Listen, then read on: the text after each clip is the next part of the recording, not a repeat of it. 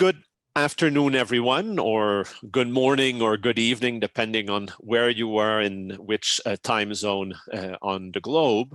My name is Nicolas Vermez. I'm the Associate Director of the Cyber Justice Laboratory, and it is my pleasure to welcome you to this latest in our series of cyber justice web conferences. I have the pleasure of welcoming Professor Amy Schmitz. Amy is the University of Missouri School of Law and Center for Dispute Resolution, Elwood L. Thomas, Missouri, endowed professor of law. Before that, she was also for many years a professor at the University of Colorado School of Law and practiced, was in private practice before that. She is one of the US's foremost experts on online dispute resolution. In fact, she is the co-author of this brilliant book called The New Handshake. So that is my advertisement for you, Amy, for today. And today she will speak to all of us about arbitration in the age of COVID. So without further ado, I will again once again cede the floor to Amy and welcome, and we can't wait to hear what you have to say. Well, so first of all, thank you. A huge thank you to the Cyber Justice Laboratory. Thank you to my friends in Montreal. Thank you to you, Professor, and to Maria, and thank you to everyone there in Montreal. I had the pleasure of being there 2 years ago, and it was just fantastic. I love all the stuff you guys are doing. You're truly leaders in ODR, and just really amazing work that you're doing. So I feel really, really extremely honored to be a part of the series. So thank you so much. So to start off, here I go. I'm going to share my screen. I've got slides and start from the beginning. So what are we going to talk about today? So there's so much happening in the world of ODR, online dispute resolution.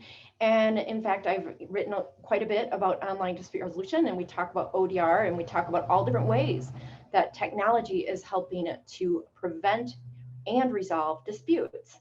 But arbitration is kind of its own animal. And we're going to be focusing on arbitration, meaning final and binding dispute resolution, where you have a neutral that makes a decision, and that decision is an arbitration award that is final and binding and enforceable under treaties and laws. First of all, the New York Convention on the Enforcement of Arbitration Agreements and Awards, and within the United States, it's the Federal Arbitration Act that was passed in 1925. So the question becomes, how does that work? A 1925 law when we're talking about online arbitration. So just by way of introduction, some of the things we're going to be touching on in my talk today to give you an outline is really distinguishing what's OArb as compared with traditional arbitration. What kind of enforceability is there of online dispute resolution under the Federal Arbitration Act? What about the growth of OArb and ODR, but OArb as a subset of ODR? OArb meaning online and final binding arbitration as opposed to other online dispute resolutions such as online mediation. And what about COVID's effect on ODR? And of course, hope for further developments and ideas, making sure to protect online dispute resolution and OArb as means for expanding access to justice. And in fact, I'm not going to have time in this talk to really go in depth, but I welcome you to also please check out my recent 2020 Fordham Law Review article on measuring access to justice and how we can actually do research and focus on ways that we can improve online dispute resolution to broaden and create better access to justice. So again, this is going to be a sort of crunchy discussion in terms of talking about law and jurisprudence and how that law and policy works when we talk about online arbitration. This is especially important when we think about US law, because in the United States, and in fact, there's an article, I welcome you to read it on SSRN, that I wrote about American exceptionalism in the enforcement of pre-dispute arbitration clauses. Because what's part of the background, as I set the backdrop before we get into analysis, I'm going to lay some backdrop. And as part of that backdrop, you have to understand Employment and consumer pre-dispute arbitration agreements are very enforceable in the United States under the Federal Arbitration Act. Now, that's a whole nother talk about its problems and whether or not we agree with that, but it is what it is, and the current jurisprudence is clear in that direction of enforcement in the United States. And to that effect, I'm going to give you the kind of most recent pronouncements on arbitration out of the US Supreme Court in the last 5 years, just to catch us all up to speed on where things are. Also setting the table, a couple of cases from the Court of Appeals, especially impacting virtual arbitration hearings.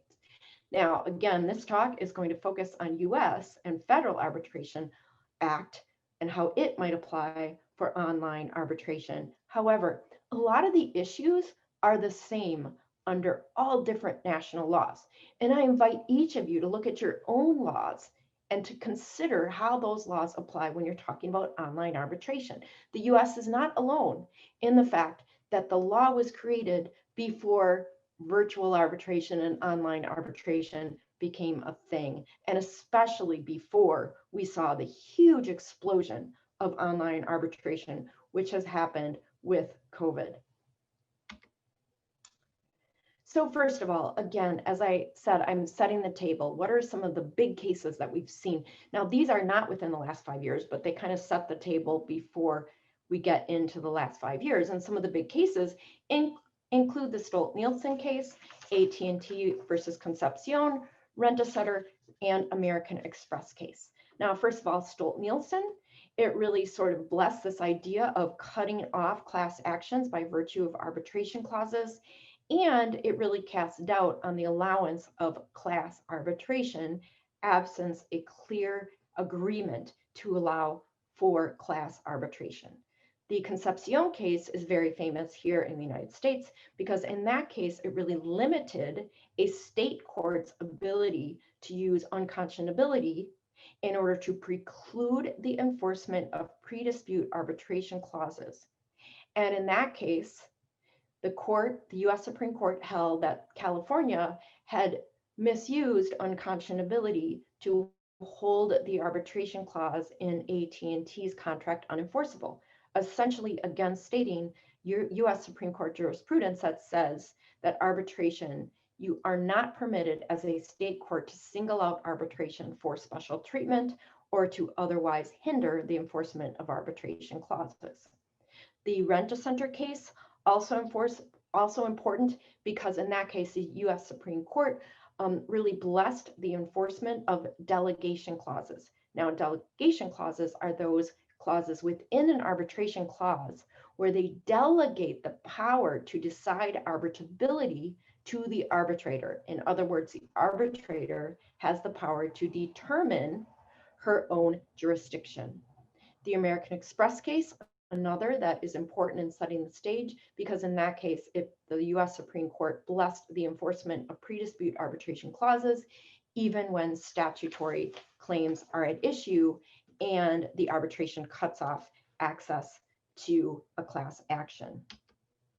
So what about the last 5 years? And I'm going to go through quickly because I don't want to sort of get caught in the weeds, but I do want you to understand as we get into deeper analysis of online arbitration to really think about what's all this law. And it's very different, again, because if we were talking not about OArb, but if we were talking about online mediation, that's different because the parties are free to accept or reject. It's up to the parties to come to an agreement to settle their dispute. What's different with arbitration is you have a third party that's making a determination. So in the last 5 years, some key cases. Lewis, big case that came out of the US Supreme Court in 2018. It held that class waivers are enforceable even under the Fair Labor Standards Act and labor law. So that was an important case in 2018. In 2019, the Lamps Plus case also spoke to class proceedings because in that case, the US Supreme Court held that if it's ambiguous whether a contract allows for class arbitration, again, this means you're not talking about class action in court, but you are talking about a class arbitration, so aggregated arbitration of many different plaintiffs in one arbitration. And in that case, in Lamps Plus, the US Supreme Court held, well, if it's ambiguous about whether or not class arbitration is permitted, then a court is not allowed to order class arbitration. And what's important there is the opinion, because in that case, you really see the US Supreme Court, of course, a divided 5-4 US Supreme Court, but nonetheless, the majority, indicating a distaste for this idea of class arbitration. Another important case, especially when it comes to interpretation and how the current US Supreme Court might interpret the Federal Arbitration Act when it comes to online arbitration, well, an important case there is the new prime case. Because in that case, what we saw is Justice Gorsuch, his rationale is he really read the Federal Arbitration Act as it existed in 1925.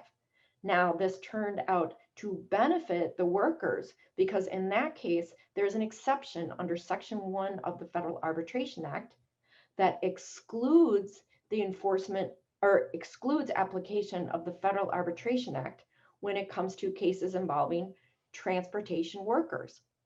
And what Justice Gorsuch said in the majority opinion is that transportation workers has to be understood as it was in 1925, and that included both those that were formal employees as well as independent contractors. So the exclusion became broader for workers of all types and stripes. So it was really a win for the workers, but at the same time, it's important to understand where the US Supreme Court was coming from in terms of its interpretation of the Federal Arbitration Act, really taking a sort of 1925 originalist view. Again, more support, 2019, 2020 in both of these cases, the Henry Schein case and the GE Power case. It really just put an exclamation point once again on the majority's view towards strict enforcement of arbitration agreements and awards. So this backdrop, what it really tells us in total is that the US Supreme Court has a very strict pro-enforcement arbitration stance. However, the new prime case gives you an indication of interpretation, and the idea being that the US Supreme Court will be more originalist in its view of the arbitration law as it might apply to online arbitration, which we will get to. But also important in this mix of kind of developing the backdrop before we get into specifics on online arbitration. Questions about virtual hearings and how that's going to work. The Federal Arbitration Act, US Federal Arbitration Act, Section 7, is really important here because it talks about, it gives the arbitrator the power to compel a non-party to quote unquote attend before the arbitrators and bring documents. Now, for a face-to-face arbitration, imagine this is really important. It's important to have that power in order to bring in these witnesses who are not parties to the arbitration agreement. And Section 7 of the Federal Arbitration Act becomes very powerful in that respect. Well, in 2019, the Managed Care Advisory Group case came out. And in that case, the court held that the arbitrator did not have the power to order non-parties to attend before to attend a virtual arbitration. So it becomes very important, and there's a lot of concern in the opinion, specifically about how you can monitor what happens when you're in a virtual arbitration and you're talking about a non-party witness. And do we know what's happening with the documents? How do we police the fairness of that arbitration if you're not all in the same room? So that becomes a really important case as we think about online arbitration and how the Federal Arbitration Act might apply under US law. Now, Section 7, mind you, does have a circuit split with respect to its interpretation. And this will really link up with our discussion of the interpretation in the new prime case, because the circuit split, the Court of Appeals have split on the meaning of Section 7 in those words, attend before. So we have the 2nd, 3rd, 4th, and 9th circuits all have cases holding that Section 7 does not provide for pre-hearing discovery. So mind you, these weren't cases that dealt with virtual hearings, but yet it gives us an idea that these courts would probably agree with Managed care. They would probably agree with that opinion because they take a very strict stance on appear before. Appear before is literal, meaning you got to be in the same room. You need to be appearing before the arbitrators. If that's true, and that's the only way you can get documents from non-party witnesses, then it would preclude pre-hearing discovery, which of course would not be attending before the arbitrators during the arbitration. Now, in contrast, the Sixth and Eighth Circuits have held that there's implicit arbitral power to authorize subpoenas for pre-hearing discovery. In other words, they're looking at a functional interpretation of Section 7 of the Federal Arbitration Act and the words appear before. Well, it's really functional. Does it really mean that the non-party witnesses have to be in the same room with the arbitrator in order to bring documents? And those courts have said, no, let's look at this from sort of a functional analysis. And if the idea is that the arbitrator should have power to essentially order discovery from third-party witnesses, then we ought to allow for pre-hearing discovery in order for the hearing to then be more meaningful, because the parties would each have an opportunity to have reviewed the documents before the hearing, thus making the hearing itself more efficient and productive, right? Instead of having to sort of start an arbitration hearing, order non-parties to appear, have the non-parties bring documents, then halt and suspend the arbitration hearings so that each side can then look at the documents, and then you have to sort of bring back the arbitration hearing and start again. Well, that seems awfully inefficient, is what the Sixth and Eighth Circuits have said. But it gives us an idea about this difference between a literal reading of the 1925 Federal Arbitration Act and more of a functional reading of that law. Okay, so I set the background of the law, right? So kind of in your classic style of a law review article, essentially setting the background of here's the law, right? Here's what we've got. Here's what we're talking about. We've set the table. COVID happens. Suddenly, arbitrations are moving online by leaps and bounds. I've been doing this thing called the Arbitration Conversation. We now have 51 episodes of it, actually, but it's given me an opportunity to talk to all these different arbitrators from all over the world. And every single arbitrator I spoke with talked about this growth of online hearings and online arbitrations. So we see this happening. It's just a huge explosion in OArb, online arbitration. And it really brings us to also, there's an evolution of OArb providers, as well as the institutionalization of OArb, when we see what were traditional arbitration providers now really allowing and fostering online arbitration hearings, in other words, OArb. Some examples of OArb providers, I'm going to go through these very quickly. I welcome you nonetheless to please look at, on SSRN, Jan Martinez from Stanford and I have put together a chart, and we sort of give you what these different providers do, and it includes OArb providers as well as other ODR providers who do more mediation. But OArb providers, some examples include eBay. eBay, actually, its resolution center is essentially online arbitration because it can result in a final award. Net Neutrals is another example. They work with eBay. Tyler Technologies and Modria, they allow for online arbitration in certain cases and do provide a module for that. Matterhorn is another example in the United States. They work with a lot of different state courts, and really their ticketing process for traffic tickets is online arbitration because it results in a final decision. Fair Claims is another example. They have an online hearing and it results in award, which is essentially arbitration. Forum also allows for mediation as well as arbitration. Ours, Arbitration Resolution Services, they also have a mechanism that allows for online arbitration. So these are all different sort of online arbitration providers. But what's even bigger and sort of where you see an even larger explosion of OArb is this institutional online arbitration. And they really arise in traditional dispute resolution institutions using visual hearings and also text-based dispute resolution in some examples. But for example, the AAA, the American Arbitration Association, which is the largest the largest dispute resolution provider for arbitration in the United States, they now have a whole set of rules dedicated to virtual hearings.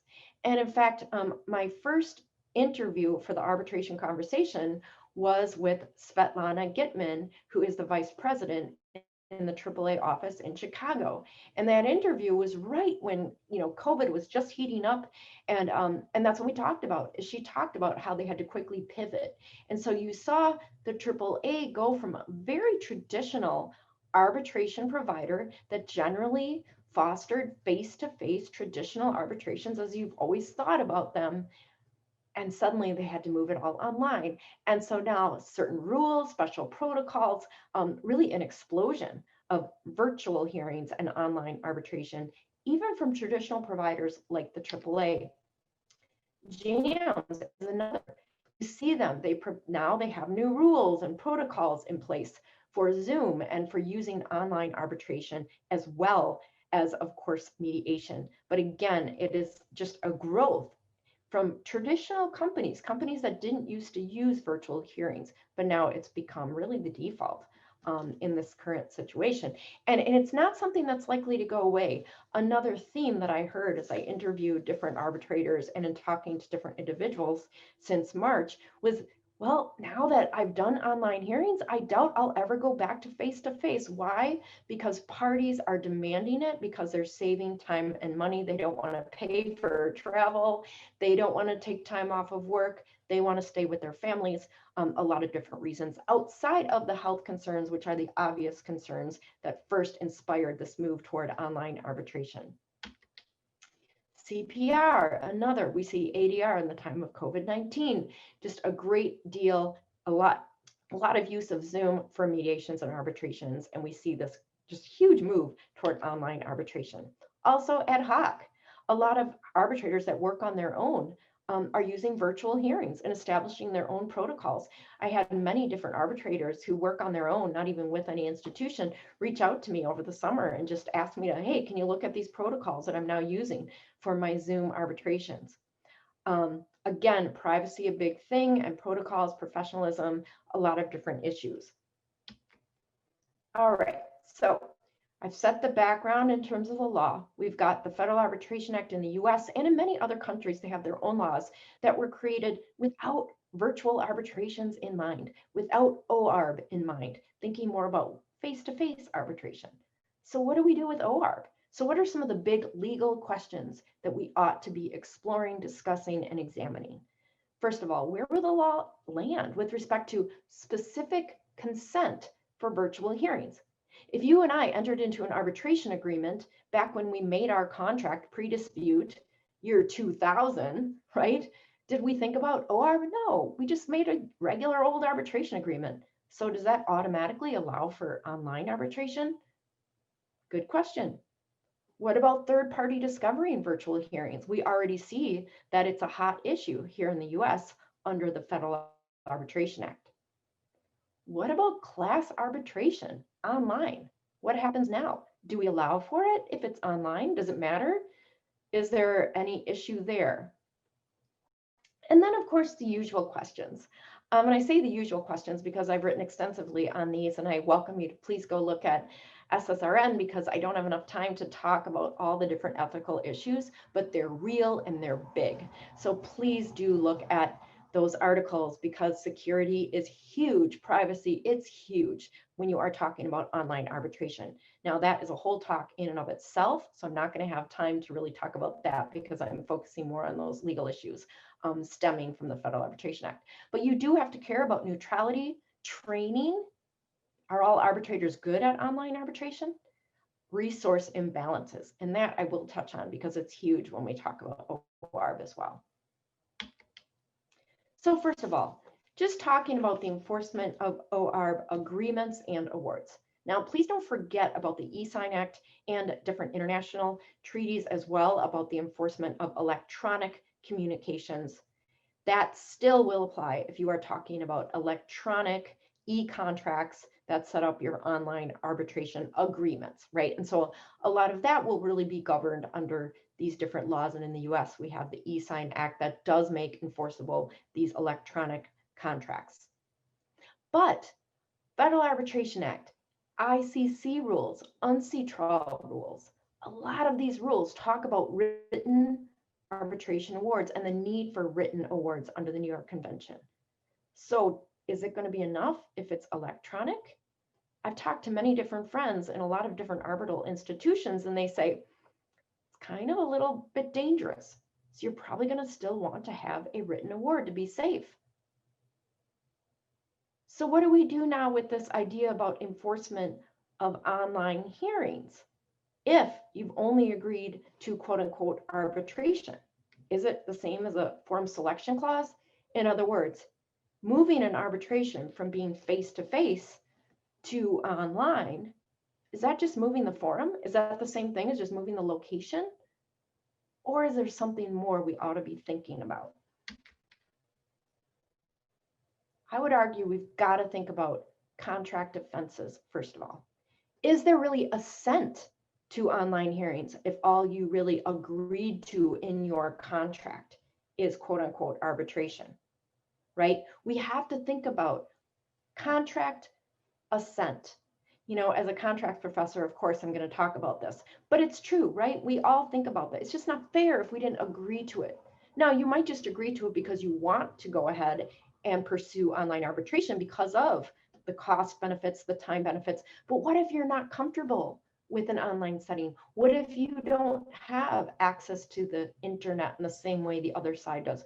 What if you feel that there's a resource imbalance and that would harm the assent? So we might need to really talk more deeply about contract defenses, and did you really assent to online arbitration just by assenting to quote unquote arbitration? What about unconscionability? That defense is still viable.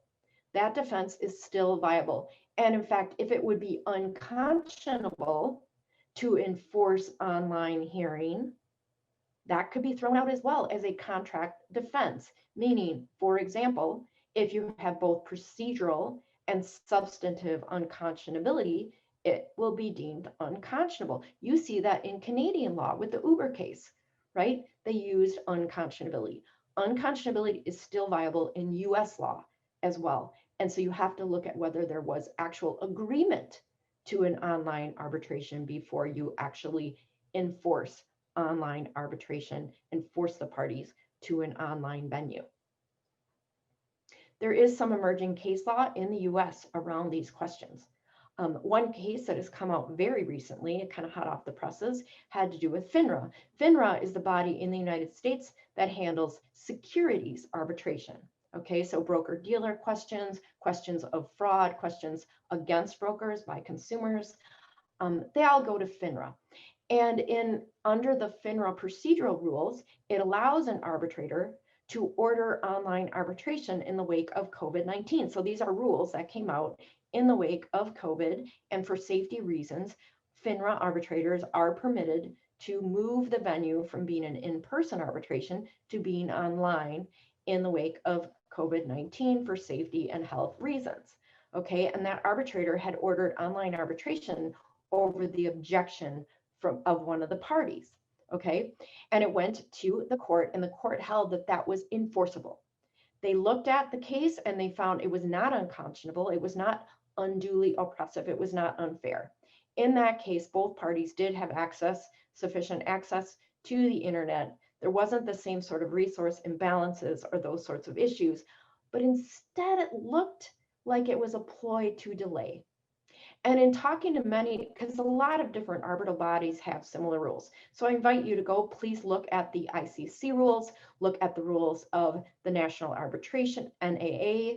A lot of different groups throughout the world have developed arbitration protocols in the wake of COVID-19 that allow for virtual hearings and many of them allow the arbitrator to order online hearings over the objection from one party. And we're going to get to, in a minute, the test to be applied. But what's interesting and important to consider, because at first, I remember when this first started happening, I talked to some arbitrators who said, well, I would never order that. I would never order it.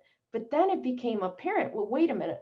What if one side is objecting to online hearings just as a delay tactic? Well, if it looks like it's a game, if it looks like it's really just I'm not going to use where they say they won't go to online arbitration just because they're trying to create games.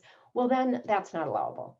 And so the court in Legaspi held that it was permissible to order the online hearing over the objection of one party. Also, in the 2013 case, it talked about looking at arbitration clauses as essentially form selection agreements. And again, if it's not unduly oppressive, if it's allowable, it will be enforceable. And in the Negrampa case, you see the other side. And these are all cases I discuss in my article, which is the draft of the article is posted on SSRN, Arbitration in the Age of COVID. The draft is posted on SSRN, which is freely available right now. The final will be in the Cardozo Journal of Conflict Management. But I have all these cases there for those that are more interested in these issues. But what's interesting in that case and why it's important is because it really looks at this question of when a forum selection clause will be unconscionable. Now, of course, this case came out before sort of this growth of online arbitration, and the case does not deal directly with online arbitration. But the reason I note it here is it's important for the analysis. So I welcome you when you think about whether it will be enforceable to force a party to online arbitration. You ought to think about whether it would be unconscionable, meaning will it be unduly oppressive to force one of the parties to be online because of resource imbalances, maybe just discomfort with an online, or other reasons. Important to really think about that and use the analysis that we see. So what is the test for whether a tribunal should order a remote hearing over a party's objection? There's a lot of different tests out there. There's been many blog posts posted. I've read all sorts of analysis on this question. And again, some people say you should never order it. Others say, well, wait a minute, we don't want this to be a tactic for gamesmanship. But an intermediate approach was codified by Canada and Singapore also. And they really kind of use, and this is a simplified version of it, but really a balancing test. And these are kind of the following factors to consider in whether you should order an online hearing over a party's objection. Of course, it's all fine and gravy if everyone agrees, but what if one of the sides does not agree? Well, first of all, let's think about the reason for the remote hearing. Is this for health and safety reasons? Well, that's a pretty good reason. The context of the planned hearing. What's the context? What's the context of the case? What's the context of the parties? What kind of case is this? How is it going to impact the different parties involved? What about the technical framework for the remote hearing? Is there a safety protocol in place? Do we know that they are following proper cybersecurity measures? Do we have a clear privacy protocol in place for how communications will be exchanged? Now, again, privacy could be a whole nother discussion, but these are some of the factors to consider in whether it is permissible to order that online hearing over a party's objection. The timing and costs comparing remote to physical hearing. Now, is it going to save a lot of money? Are you now going to save the parties from, for example, very expensive and currently dangerous international travel? But I actually add, and I put double stars here because I think it's really important to consider any hardships for the parties of requiring a remote hearing. What hardships might be in place by requiring a remote hearing? That should also be considered.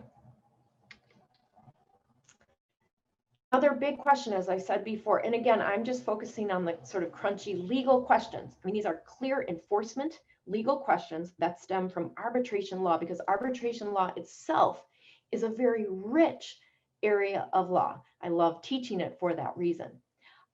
Again, as I've already mentioned, Section 7 in the US under the Federal Arbitration Act creates a real issue for virtual hearings, especially if you need discovery from third parties. And in many arbitrations, the parties do need to get some documents and testimony from third parties that are not party to the arbitration agreements. Well, if we use those words before them as understood in 1925, then it's literal.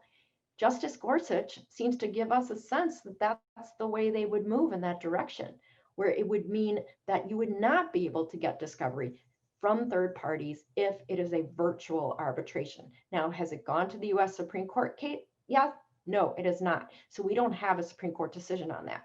And there is also this idea that they may change their tune if it's kind of right in front of them because of how they love to enforce arbitration agreements and awards. But it could have a big effect on discovery in otherwise virtual hearings. And it really creates tension with this sort of pro-arbitration jurisprudence of the US Supreme Court matched with this very 1925 reading of the Federal Arbitration Act. So I would argue for a more functional reading, actually, in order to really use a functional analysis similar to that of the US Court of Appeals for the Eighth Circuit with respect to Section 7. But again, it's a big issue. It's an issue that we're going to have to decide because online hearings are here to stay. OArb is here to stay. And discovery from third parties is often essential for an arbitration hearing. What about class claims? We still have these questions about class arbitration and arbitration clauses in the way that they cut off class actions. There are certainly problems with in-person employee and consumer arbitration, but they have a very important function under US law, especially because in these cases, it allows for small dollar claims where individuals can join together and still obtain remedies. It also can be very important for shedding light on questions of health and safety and fairness. And so arbitrations, they allow for individuals to essentially become private attorney generals under US law. Well, if arbitration clauses cut off all of these class proceedings, it becomes problematic. So how does arbitration play into this? Well, certainly we've got to think about transparency and equal access to OArb. We still need to allow for class actions in court to allow for these questions to become public and to allow for transparency. But on this question, I would argue that there are ways to craft OArb in order to promote transparency where class claims or aggregated claims are at heart. Now, I'm not going to have a lot of time to dig deeply into this issue, but I just published a brand new article I call the Class Action Conundrum. It is posted on SSRN, so I'm going to have to commend so I can get to some more issues here, running a little bit tight on time. But please do check that out in talking about sort of the tensions between arbitration and class actions and where class arbitration and and online arbitration can actually maybe help with expanding access to justice. So as I said earlier, I am going to talk about resource imbalances because, again, realize, as we've said, especially under US law and American exceptionalism with respect to the enforcement of pre-dispute arbitration clauses in employment and consumer claims. Well, that has huge impact when we're talking about enforcement now of OArb, meaning looking at that same arbitration agreement that I have in my cell phone agreement and in my credit card agreement. Is that agreement there, the word arbitration, enough to order online arbitration? And even though I am a fan of OArb, I think OArb to some extent can really help expand access to justice. I'm still very, very vigilant of the digital divide and making sure that we protect those that are most vulnerable and making sure that we have fairness in place for those that don't have access to the internet. And this comes from Pew Research showing you that the digital divide still exists because if you look at the lines, people who make less than $30,000 a year are still systematically, they have less access to the internet. So those that have get more access to the internet, and that can make a huge difference when we talk about OArb. And so we have to be very careful when we enforce OArb and enforce agreements when you're talking about consumers and employees and the digital divide is at play. Again, thinking about OArb, we have to have special vigilance as well with respect to how you create the processes and what kind of access is available. It's very important to make sure that individuals are able to access the process using a smartphone, especially if you are talking about something like a small dollar consumer claim. Very important. And if it's not if there's no way that you can get true and robust access to online arbitration and a virtual hearing by virtue of your telephone, because that's your only access to the internet, well, then that should not be enforceable. Again, we don't want to cut off people's access to justice by virtue of these pre-dispute arbitration clauses moving online. We have to be careful in the way that we protect access to justice. Again, we want ODR as a means for empowering marginalized groups. Online dispute resolution, be it OArb or any kind of ODR, it has to be designed with user-centric design that takes into account the digital divide. So we have to make sure that we consider technological disparity in the COVID pandemic. We've seen this with schools, even here in my own state. You see where kids aren't able to go to school because they don't have access to technology. And if school's online, well, you're just cutting out a huge group of individuals. So we have to be careful about this. The internet has really become a basic necessity in the age of COVID. Moreover, again, I invite mobile-friendly ODR and maintaining best practices and fairness in OArb as well as ODR. We also, again, I talk a lot about this in the article about how OArb can be beneficial. So don't get me wrong, it sounds like I'm being very but you have to have it user-centric design and make sure it's enforceable in the right places and for the right faces, for the right individuals, right? But it's not for everybody. It's not right for all cases. And sometimes there's a value to face-to-face interactions. There's also, again, concerns about remote technology for hearing evidence in certain cases. Sometimes, in order to assess credibility, it is very important to be in the same room. And there are concerns about that. Also, it's important for an arbitrator that they are able to assess fairness and that they are able to actually facilitate the process in a manner that is safe, fair, and private. Another issue that I uncovered in sort of talking to individuals, especially in the judicial area where different ODR has become the norm, and we see a lot of online hearings in the courts because of safety protocols in place with COVID-19. Well, often individuals who are now using remote technology to go to court, they are asking for helpers. There needs to be some sort of live technical help in many of these cases. And the same is true with OArb. So if you're an online arbitrator and you are worried that one of your parties does not have sufficient access to technology, well, then you ought to think about a way that you have administrators, you have people on board who can help those individuals access the technology. Do a dry run, do a practice, have a pre-hearing where you make sure that everybody has sufficient understanding, sufficient access, sufficient comfort with the technology that you are using. Again, it's important to guard fairness in this age of OArb. So in conclusion, we're seeing a huge move toward OArb, online arbitration and virtual hearings. It's becoming the norm. And for many business cases, I'll tell you, a lot of clients they love it, right? They're saving money because of these online process. Now, is that true in all cases and for all faces? No, but in many situations, we're seeing OArb growing by leaps and bounds because it is more efficient and less expensive.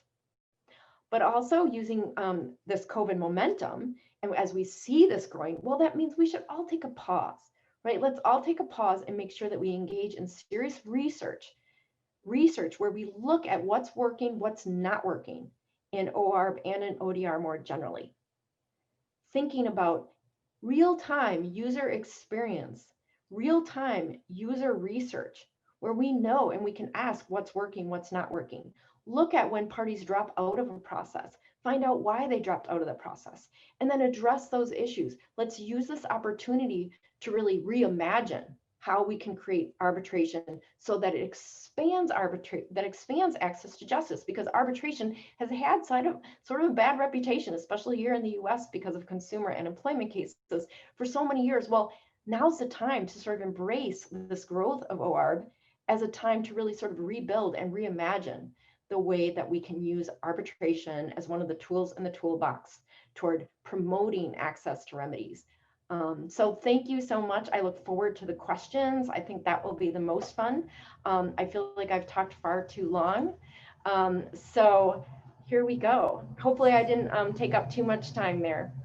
No, that was actually perfect. I would say too short, actually, because I was enjoying your presentation a lot.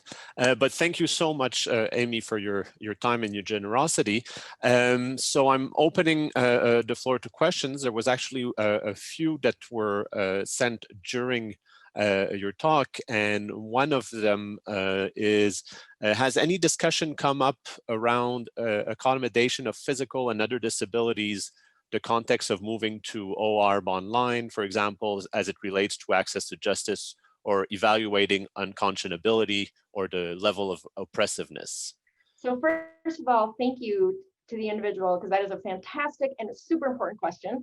And again, there's so many like meta issues within this that I could spend another like 3 hours on each of them. And it's been really fun kind of diving into all of them and kind of nerding out on research this summer. I guess some people bake cookies during COVID, and I like research everything. But this is huge, important, very, very important question.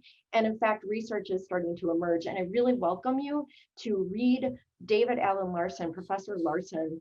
He has some fantastic articles out on accessibility and exactly these questions. Also, as part of Cyber Week, and this is Cyber Week, and in fact, this talk is part of Cyber Week. So go look at, he did a talk this week as well with respect to this question. And I'm really going to, he's the expert on it, but important, very important when we think about online arbitration, absolutely. I actually, when I saw the question, I noted down, mention David Larson if Professor Smith doesn't. David has been working on these issues for years, and is an excellent speaker on these topics as well. So I do recommend that you look for him. During your presentation, we posted the SSRN links to your papers. And so for all of the participants, if you go into conversation, you'll see the links. Now, some people seem to have trouble logging on to SSRN. Are your papers available anywhere else? So it definitely, thank you. Colin just posted David's recent discussion. And so I welcome you to take a look at that. Okay, so, well, they should be able to get them all on SSRN. Otherwise, if you go to my faculty page, I think you can probably access many of them from my faculty page at University of Missouri as well. Great, thank you. Another question, how do the protocols under face-to-face arbitration change when applied to online arbitration? Oh, yeah, absolutely. In fact, many different bodies, including, for example, I welcome you to go read the protocols that they've created for virtual arbitration at the AAA and the ICC, for example, and many others. A lot of the arbitral bodies have really taken the time since COVID happened in order to craft these very detailed protocols on what's necessary when you're talking about OArb as opposed to face-to-face arbitration. And so they develop very detailed protocols. And please go look at them. Many of them have similar attributes. One of them being that you really should do a practice run and make sure that everyone involved is comfortable with the technology. Also, again, privacy. Privacy, I cannot, it's so important to have a privacy protocol in place if you are an arbitrator who has now moved online. You really need to think about cybersecurity in a way that's much more intentional than you may have ever done before, especially if you are used to traditional face-to-face arbitration.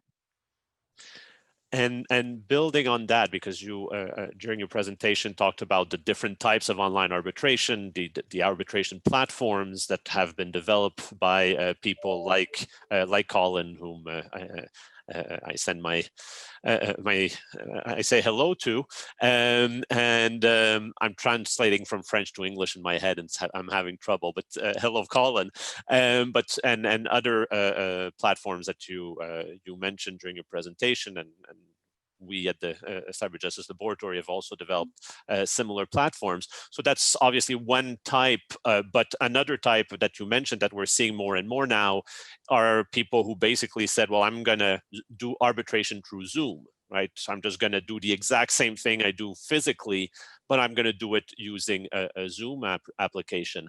And in those cases, do you see a difference between the online version when we're really just using video conferencing rather than in-person meetings.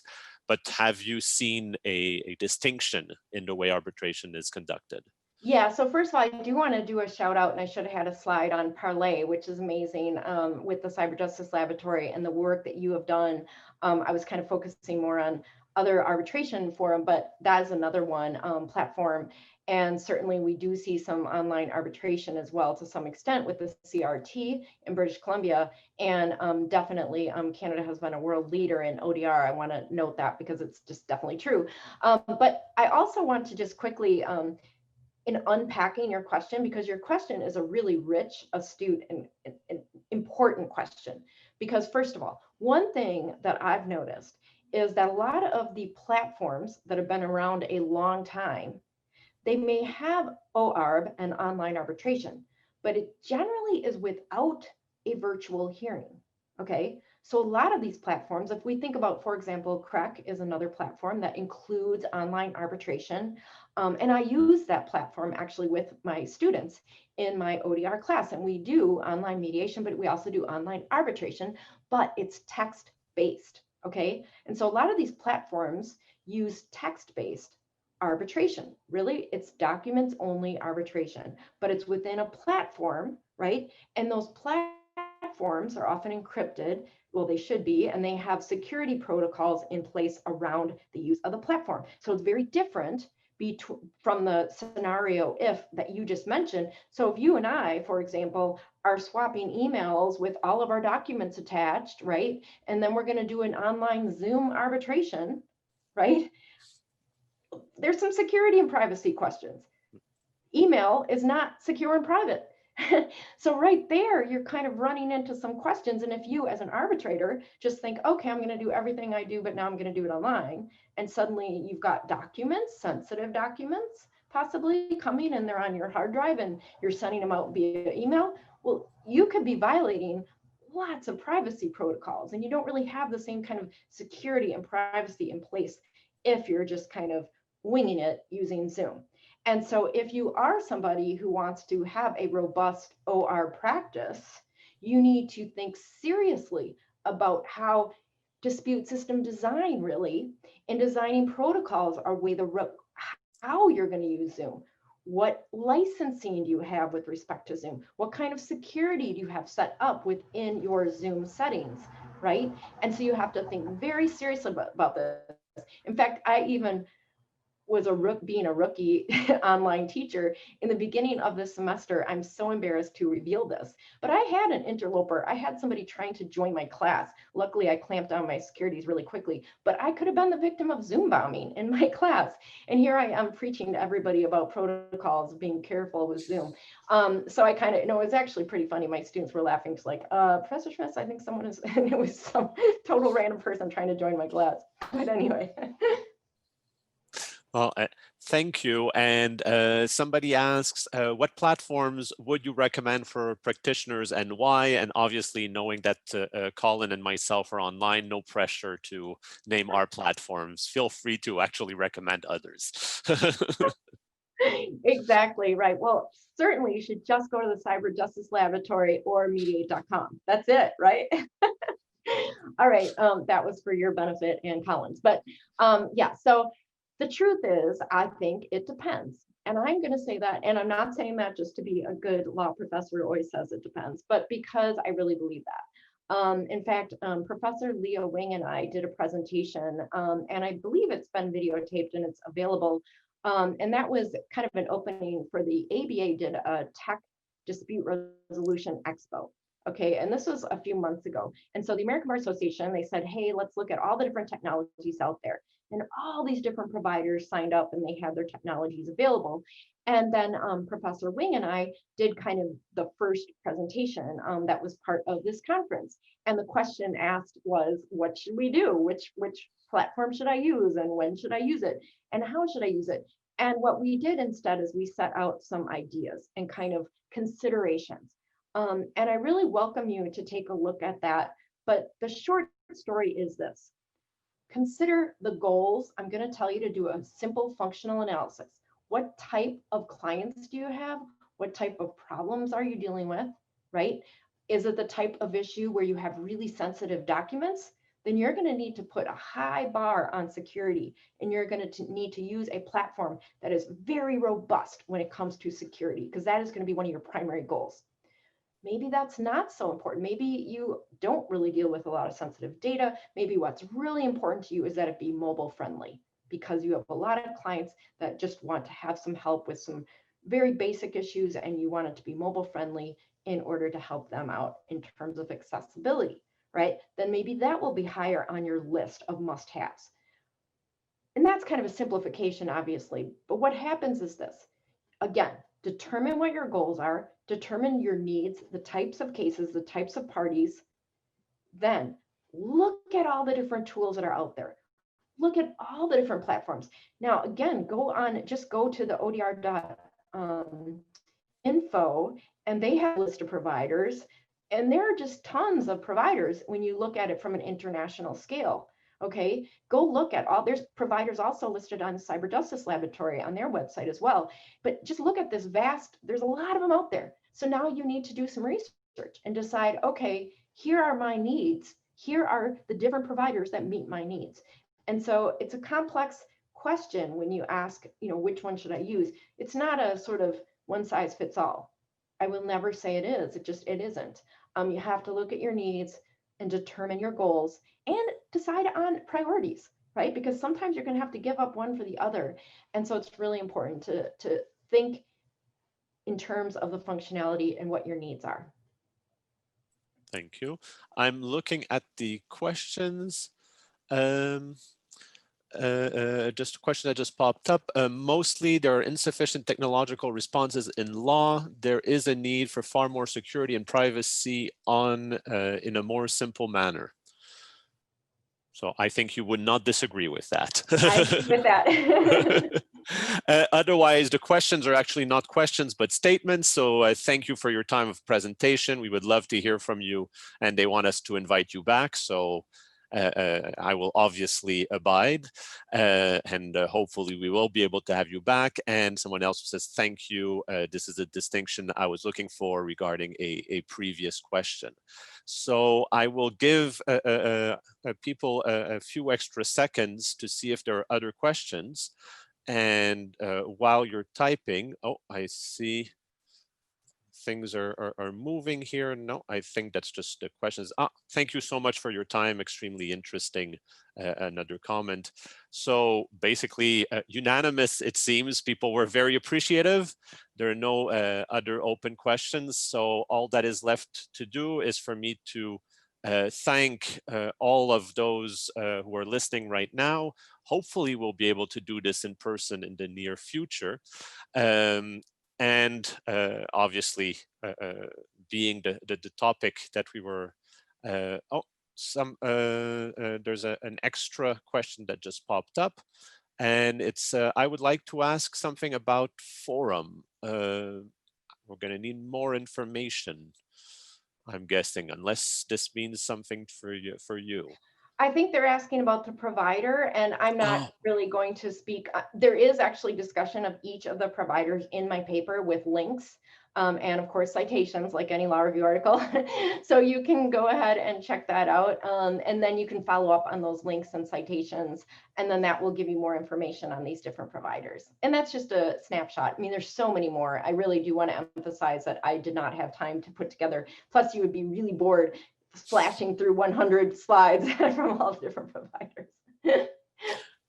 Well, again, thank you again for your wonderful presentation, for answering all of our questions. And I can see the comments keep coming in. Thank you, great presentation. Well, and so thank you. I just want to thank you, and especially thank you, Nikolai. You've always been such an awesome, I've learned so much from you. And in fact, your arbitration conversation, I welcome people to check that out, because it's fantastic on the use of AI, which has also become another issue in this space of OArb. Well, thank you. And I just want to remind all of our listeners right now to keep an eye out for all the other conferences that are organized by the Cyber Justice Laboratory. And you actually alluded to our conversation on arbitration conversation. So I encourage all of you to go listen to those podcasts, not necessarily mine, but the other 50, if I understand, that are up there right now. And can you give the email address, I'm sorry, the URL for that, that site? Definitely. So it's arbitrate.com. So it's pretty straightforward. Good old www.arbitrate.com. And Colin just put it up in the conversation. So thank you again. Thank you, everyone. Have a wonderful afternoon, evening, or morning, depending on where you are. And hopefully we'll all see each other again soon. Thank you. Thank you so much.